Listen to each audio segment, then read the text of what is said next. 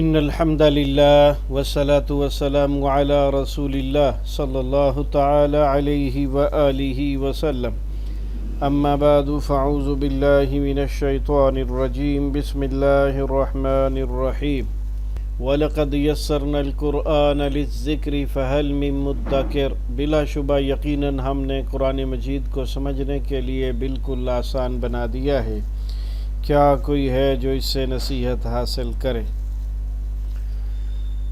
اللہم صلی علی محمد النبی الامی وعلی آلہ واصحابہ وبارک وسلم۔ ہمارے آج کے سبق میں ہے سورۃ البقرہ آیت نمبر 67 تا 68۔ اللہ فرماتے ہیں وَإِذْ قَالَ مُوسَىٰ لِقَوْمِهِ إِنَّ اللَّهَ يَأْمُرُكُمْ أَن تَذْبَحُوا بَقَرَةً قَالُوا وَتَتَّخِذُونَا هُزُوًا قَالَ أَعُوذُ بِاللَّهِ أَنْ أَكُونَ مِنَ الْجَاهِلِينَ۔ اور جب موسیٰ علیہ السلام نے اپنی قوم سے کہا بے شک اللہ تمہیں حکم دیتا ہے کہ ایک گائے ذبح کرو، انہوں نے کہا کیا تو ہمیں مذاق بناتا ہے؟ کہا میں اللہ کی پناہ پکڑتا ہوں کہ میں جاہلوں میں سے ہو جاؤں۔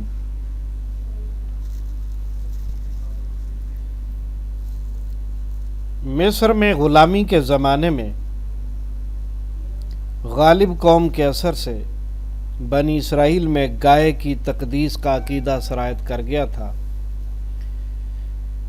اس کا ظہور اس وقت بھی ہوا جب موسیٰ علیہ السلام نے تورات لینے کے لیے طور پر روانہ ہوئے تو انہوں نے بچڑا بنا کر اس کی پرستش شروع کر دی۔ اب موسیٰ علیہ السلام نے اللہ کے حکم سے اس عقیدے کو جڑ سے اکھاڑ دینے کے لیے کوئی گائے ذبح کرنے کا حکم دیا۔ اس پر انہوں نے مذاق سمجھا کہ بھلا گائے بھی ذبح کی جا سکتی ہے؟ کہنے لگے کیا تو ہم سے مذاق کرتا ہے؟ اسی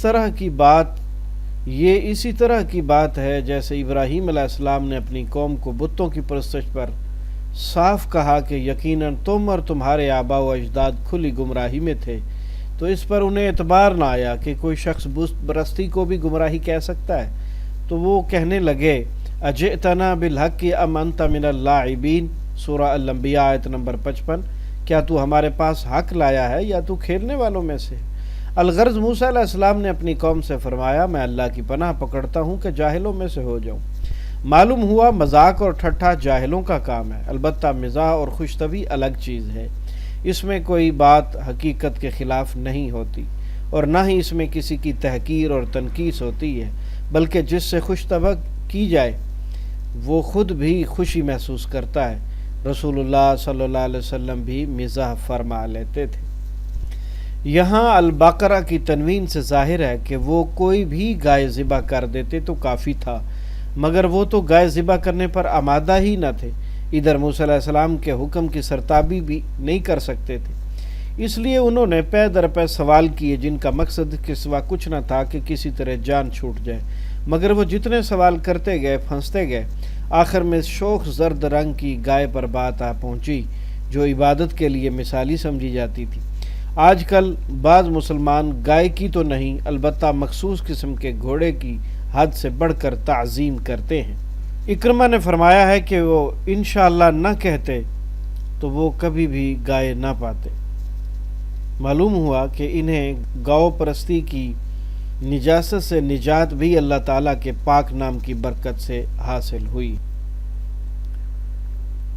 پہلا اسلوب ترجمہ قرآن بذریعہ علامات۔ وَإِذْ قَالَ مُوسَىٰ، اور جب کہا موسیٰ علیہ السلام نے لِقَوْمِهِ، اپنی قوم سے۔ ہم پہلے بھی بتا چکے ہیں کہ لفظ لی جو ہے جب قالا یقول فعل کے بعد آئے تو اس کا ترجمہ سے کیا جاتا ہے، اور لفظ قوم کے آخر میں جو ہی آیا ہے، یہ اسم کے آخر میں ہی ہے، اس کا ترجمہ اس کے یا اپنا اپنے کیا جاتا ہے، تو یہاں اس کا ترجمہ اپنی کیا جا رہا ہے۔ بے شک ان اللہ، بے شک اللہ یأمرکم، حکم دیتا ہے تمہیں، یا سے مراد وہ اللہ تعالیٰ ہیں اور ان کا ذکر یأمرکم لفظ سے پہلے موجود ہے، اس لیے یا کے ترجمے کی ضرورت نہیں، اور قوم فعل کے آخر میں آیا اس لیے ترجمہ تمہیں کریں گے۔ ان تذبحوا، یہ کہ تم سب ذبح کرو۔ تذبحوا میں تا کا معنی تم، واو الف کا معنی سب، باقی لفظ ذبح ہے، تو ذبح اور مذبح خانہ اردو میں بولا جاتا ہے بقرۃ کوئی سی گائے۔ قالوا ان سب نے کہا اتتخذو کیا تو کرتا ہے ہم سے ہزوا مذاق، ہزوا استہزاء اردو میں بولا جاتا ہے۔ قالا پیغمبر نے کہا اعوذ باللہ میں پناہ مانگتا ہوں اللہ کی، ان اکونا کہ میں ہو جاؤں من الجاہلین جاہلوں میں سے، جاہلوں میں سے ہو جاؤں۔ تو اس میں آپ دیکھ رہے ہیں کہ یا نون آخر میں جمع مذکر کی علامت ہے، اور اردو میں واو نون اس کے مفہوم میں بولا جاتا ہے۔ قالو ان سب نے کہا ادعو آپ دعا کریں لنا ہمارے لیے، ادعو کے شروع میں حمزہ حکم والا ہے، لنا میں لی جو ہے اس کا ترجمہ کے لیے ہوتا ہے، یہ پڑھنے میں آسانی کے لیے لی سے لا کیا گیا ہے۔ ربا کا اپنے رب سے، یبین وہ بیان کرے لنا ہمارے لیے، ما ہی وہ کیسی ہو۔ قال اس نے کہا انہو یقول بے شک وہ فرماتا ہے، انہا بقرہ بے شک وہ گائے، لا فارزن نہ بوڑھی ہو، ولا بکرن نہ چھوٹی عمر کی ہو، عوان جوان ہو، بین ذالک اس کے درمیان، ففعلوا پس تم سب کرو۔ ففعلوا میں فا جو ہے اس کا معنی پس ہے، آخر میں واو جمع مذکر کی علامت ہے، اور شروع میں فا کے بعد جو ہے وہ حمزہ وہ حکم والا ہے، اور باقی لفظ فعل ہے جس کا معنی کرنا ہے۔ ففعلوا پس تم سب کرو، ما تؤمرون جس کا تم کو حکم دیا جاتا ہے۔ تؤمرون میں تا پر پیش اور آخر سے پہلے زبر جو کہ میم پر ہے، اس میں کیا جاتا ہے یا کیا جائے گا کا مفہوم ہوتا ہے، یہ مجہول فعل بن جاتا ہے، اور آخر میں واو نون جمع مذکر کی علامت ہے۔ باقی لفظ امر ہے، امر آمر مامور، امارت یہ حکم کے معنی میں ہے۔ تو مرون جس کا تم سب کو حکم دیا جاتا ہے۔ دوسرا اسلوب تفہیم قرآن بذریعہ اردو زبان۔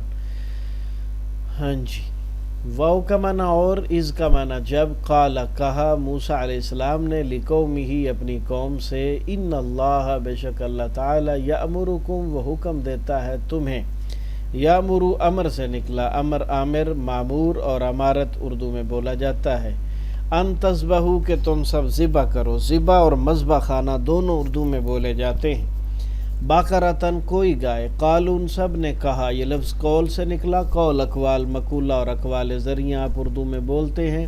اتتخذون کیا تو کرتا ہے، بناتا ہے، پکڑتا ہے، اخذ ماخوذ اور مواخذہ اردو میں بولا جاتا ہے، ہزوا مذاق، استہزاء اردو میں بولا جاتا ہے۔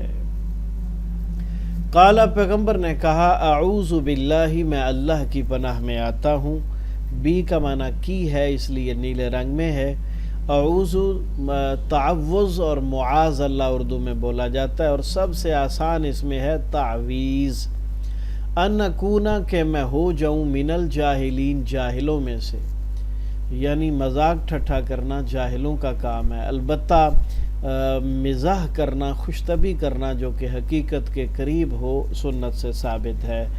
قالوا ان سب نے کہا ادعو آپ بلائیں پکاریں لنا ہمارے لیے، ربا کا اپنے رب کو، یبین وہ بیان کرے، بیان اور مبینہ طور پر اردو میں بولا جاتا ہے، لنا ہمارے لیے، ما ہیا کیسی ہو وہ گائے۔ قال اللہ نے فرمایا، انہو پیغمبر نے فرمایا، انہو یقول بے شک وہ اللہ کہتا ہے، انہا بے شک وہ گائے، بقرۃ گائے، لا فارزن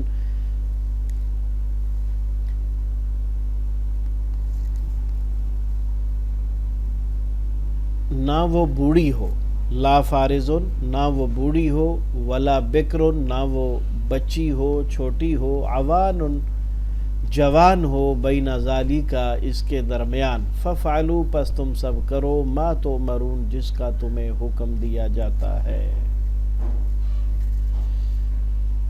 تو ہمارے آج کے سبق میں بقرہ کا لفظ 2 مرتبہ آیا، اور بقرہ کا معنی گائے، اور فارزن بوڑھی، بکرن جو ہے وہ بچی، عوان جوان، بین ذالک اس کے درمیان۔